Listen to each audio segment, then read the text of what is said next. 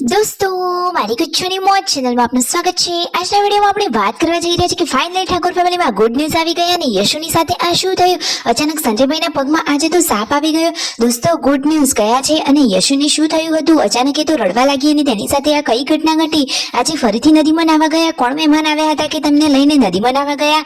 મમ્મીના ચહેરા ઉપર આટલી બધી ખુશીઓ છલકાઈ રહી છે, તો આખરે ગુડ ન્યૂઝ કઈ છે બધું જ તમને જાણવા મળશે આપણા આ વિડીયોમાં। મારી ચેનલ ઉપર નવા હોય તો ચેનલને ફટાફટ લાઈક શેર એન્ડ સબસ્ક્રાઇબ કરી દો। Full video in Thakor family blog channel દોસ્તો ફૂલ વિડીયોને લિંક ડિસ્ક્રિપ્શનમાં મૂકેલી છે, ત્યાં જઈ તમે આખો વિડીયો વોચ કરી શકો છો। આવી ટૂંકી ટચુકડી લાઈવ લેટેસ્ટ ટ્રેન્ડિંગ માહિતી મેળવવા માટે કરી દો મારી ચેનલને ફટાફટ સબસ્ક્રાઇબ। તો ચાલો દોસ્તો વધારે રાહ ન જોતા આપણે વિડીયોની શરૂઆત કરી દઈએ છીએ। તો આજે તો બધાના ચહેરા ઉપર ખુશીઓ છલકાઈ રહી છે। કાજલબેની બા, તેમના મમ્મી પપ્પા બધા જ લોકો ખુશ થઈ ગયા। કયા કારણથી? દોસ્તો ગુડ ન્યૂઝ કઈ હતી? તો જુઓ, તેમના ઘરે જે ભેંસ હતી એને આજે ગુડ ન્યૂઝ આપી દીધી છે। તો હવે ઘરમાં દૂધ દહીં છાશની કોઈ જ તકલીફ નહીં પડે, બધા મોજથી દૂધ પી શકશે। જુઓ તો ખરા, અને આજે રાત્રે તો આ સાપ આવ્યો હતો। સાપ તો સીડી ઉપર હતો અને સંજયભાઈ અહીંયા જ પગ મૂકીને હાલ ઉપર ગયા હતા। તો દોસ્તો ભગવાન માતાજીની દયાથી તેમનો પગ આના ઉપર આવતા આવતા બચી જ ગયો। અને જુઓ, આજે તો ભેંસની બહુ જ સેવા થઈ રહી છે અને તેને દોવાનું કામ સંજયભાઈ કરી રહ્યા છે, પરંતુ એ તો બહુ જ ખટપટ કરે છે। પછી ઘણા બધા વાલ કરી અને પછી તેને દોહી લીધી। અને આજે તો યશુ સાથે આ શું થઈ રહ્યું છે? તેને તો મોઢામાં ખબર છે ને બહુ મોટી ચાંદી પડી હતી। તો દોસ્તો આ તો એકદમ દેશી અક્ષર ઇલાજ છે કે ઘેટા કે બકરીનું દૂધ તેના મોઢામાં પાડવામાં આવે તો ચાંદી જલ્દી રૂજાઈ જાય અને એને બળતરામાં રાહત રહે। એટલા માટે રાકેશભાઈ જો યશુને લઈ અહીંયા આવ્યા છે અને જુઓ તો ખરા કે ડાયરેક્ટ લાઈવ જ બકરીના આંચળ દ્વારા જ એ દૂધ યશુના મોઢામાં અપાવી રહ્યા છે। અને જુઓ ફાઇનલી આ રીતે યશુના મોઢામાં જ દૂધની ધાર કરાવી અને ફાઇનલી હવે યશુને આ ચાંદીથી બળતરાની રાહત મળશે। તો ફટોફટ આવી લાડકી નાની દીકરીને મટી જાય એવી જ ભગવાનને પ્રાર્થના। ઘરે આવ્યા તો જુઓ, આ ડોક્ટર મેડમ અને રાકેશભાઈએ શિલ્પા ભાભીને આજે ઉલ્લુ બનાવ્યા, એટલે એમની સાથે મજાક કરી રહ્યા છે કે યશુ તો એવું કરવા જ નથી દેતી ને એને તો મોઢામાં દૂધ પડાવ્યું જ નહીં ને।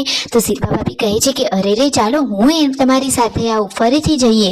એમને પણ લાડકી દીકરીની ચિંતા તો થાય જ ને, પરંતુ દોસ્તો પછી કહી દીધું કે અમે તો મજાક કરતા હતા, અમે તો દૂધ પડાવીને આવ્યા છીએ। ડોક્ટર મેડમ ઘરે આવ્યા છે તો બધા લોકો હવે જમવા માટે બેસી ગયા છે। જમવામાં તો આજે શ્રીખંડ મંગાવી લીધો છે, શાક રોટલી છાશ ઘી ગોળ બધું જમવામાં છે। અહીંયા તો મિતાંશ પાછળ બેસી રમી રહ્યો છે।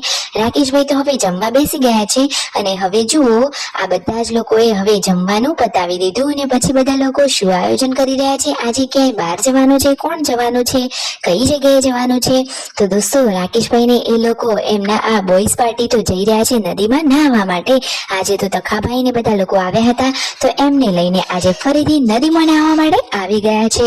જુઓ તો ખરા કે એ તો આ વખતે કેટલા ઊંડા પાણીમાં ગયા છે દોસ્તો, અને પાણી તો એકદમ નીટ એન્ડ ક્લીન છે। ઘરે તેમના મમ્મી તો રાહ જોતા હતા અને ડોક્ટર મેડમને તેમના રિપોર્ટ બતાવી રહ્યા છે। જુઓ તો ખરા કે તેમને ચેક કરીને શું કહ્યું? એમને પણ એવું જ કહ્યું કે આ તો વાહ છે। યશુ તો જુઓ ચાંદી પડી હતી તો કોઈના સામે બોલતી ચાલતી નથી ને હસતી પણ નહોતી, પરંતુ મામાની સાથે તો મસ્ત મજાનું એ તો હસી રહી છે અને મસ્તી કરી રહી છે।